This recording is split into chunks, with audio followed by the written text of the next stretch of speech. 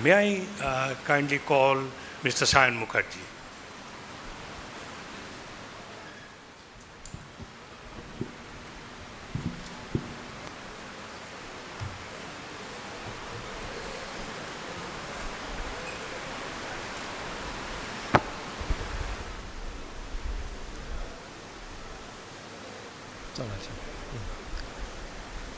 Good afternoon, Mr. President, members of the committee, ladies and gentlemen, fellow members, and our dear auditors. It's a great privilege for me to be back here once a year. I do that with the best of intentions to highlight certain issues which are specific to the financials.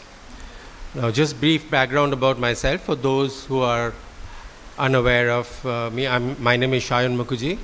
I'm a qualified accountant, and I qualified from Pricewaterhouse more than 35 years ago. And I worked in various multinational companies, and including Siemens, Avery, Heinz, and Bayer, where I was vice president. And I retired. I came back to the country, and now I'm doing things which are closer to my heart. I've been associated with this club as a member for at least 25 years, and my parents were member here for another 20 years before to that. So it's nearly 50 years association with Calcutta Club. And with this association, it is emotional, it has connects, and I can have a bit of thread of when people talk about traditions and values, what the club went through in earlier years and what it is now. I'm sure some senior members and past presidents will talk about this in greater detail. I will curtail myself to the balance sheet itself. And this is just with the intention of getting across some of the concepts which I think is appropriate for a club of this nature. I'm also a member of Bengal Club, and I visit some other clubs. And so this gives a perspective for us to feel how exclusive we are as far as the club activities are concerned. Even before I begin with a caveat, I would like to say that last year, I've been very critical whenever I come here about the nature of financials.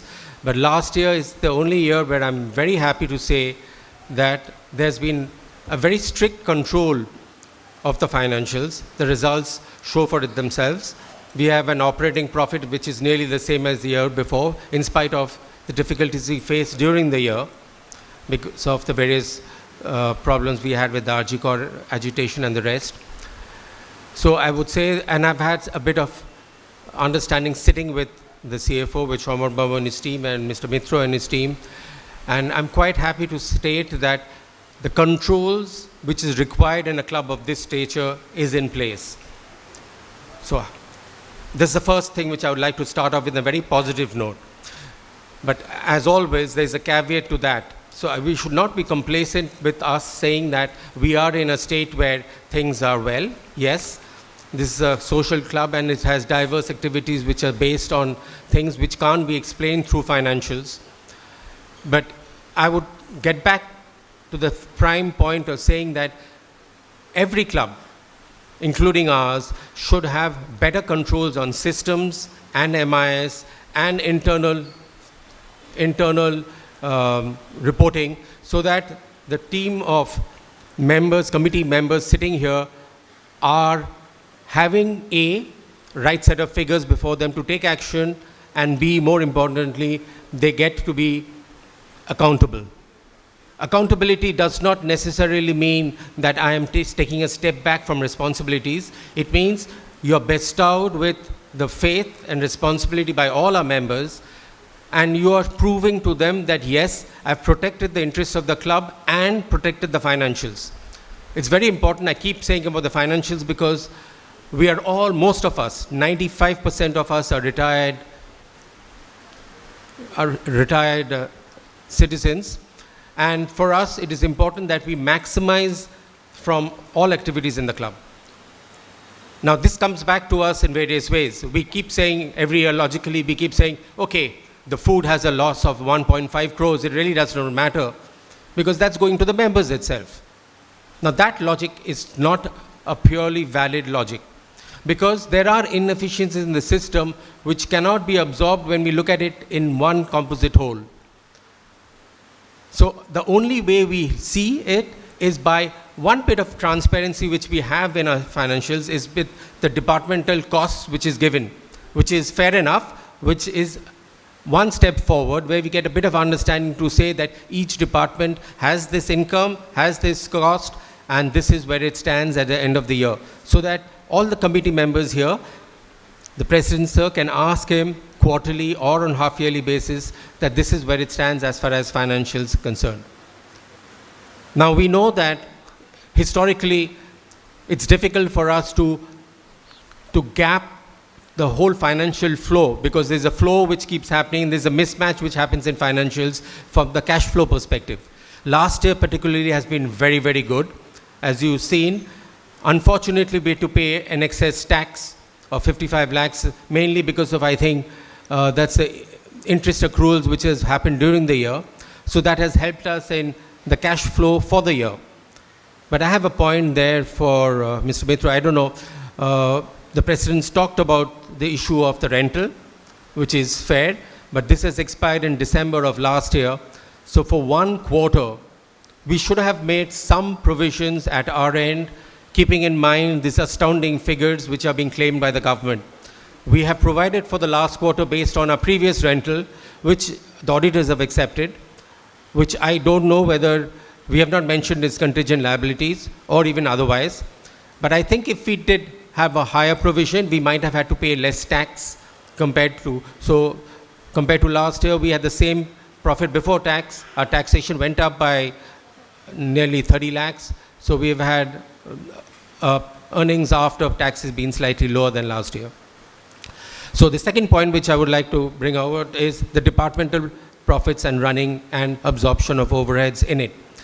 Earlier, as you know, which the main events of the club were the International Evening and the Bakery Carnival, right? So Bakery Carnival costs are absorbed in the department costs of bakery, but the International Evening costs, I would not say costs because it's not reflect anywhere in our financials.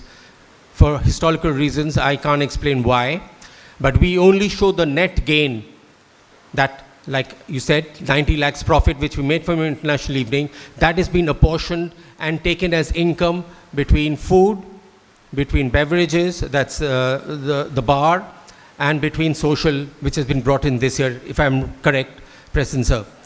So this is what has happened internally. This is the departmental profits which we give as a disclosure to the balance sheet is not a statutory mandate, but it is brought about for transparency. So when we have this transparency, we need to have a logical basis to ensure that each of the departments are having figures which are justifiable and can be held right. Mr. Mukerji, can I request you to please. Make it a bit more concise. Conclude. I'll be very happy. Sure. So this is one part which obviously we've been looked at, which have been brought about earlier. So I'll come straight to my point of, I have brought about 5 points earlier in my earlier discourses. Some of them have been implemented, some are yet to be. I'll just briefly highlight these 5 points. Every department have cost budgets to be allocated at the beginning of the term, which are to be tracked monthly, quarterly, and this should be signed off and circulated. So this should happen on a regular basis. So President Sir, if you can please take note of this, whether at all this is happening in formality, whether at all we need to address this in future periods also. Unaudited quarterly results should be circulated to members, and YTD status should be given quarterly and half yearly. I'm very happy to state that Orgo and his team is doing this every year.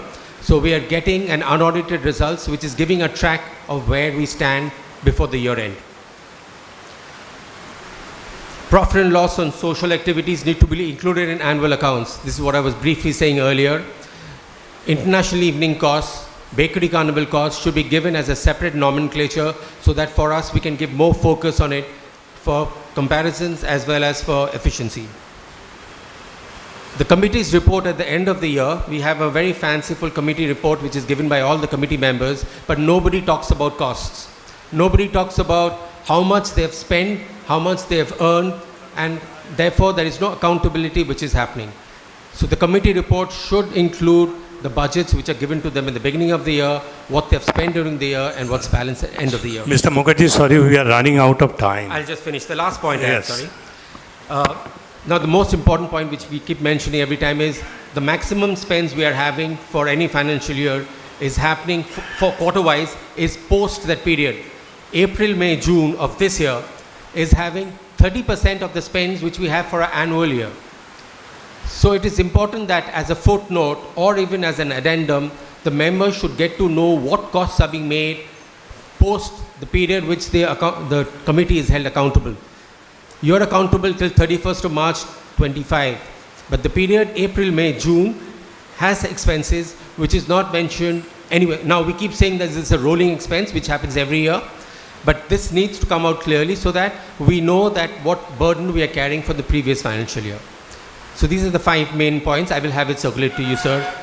And if you could address them, it would be really nice. Thank you. Thank you, Mr. Mukerji. We'll listen to you later on. Thank you for your kind advice, and I'm sure the next committee will take it up. Thank you so much. Thank you, sir.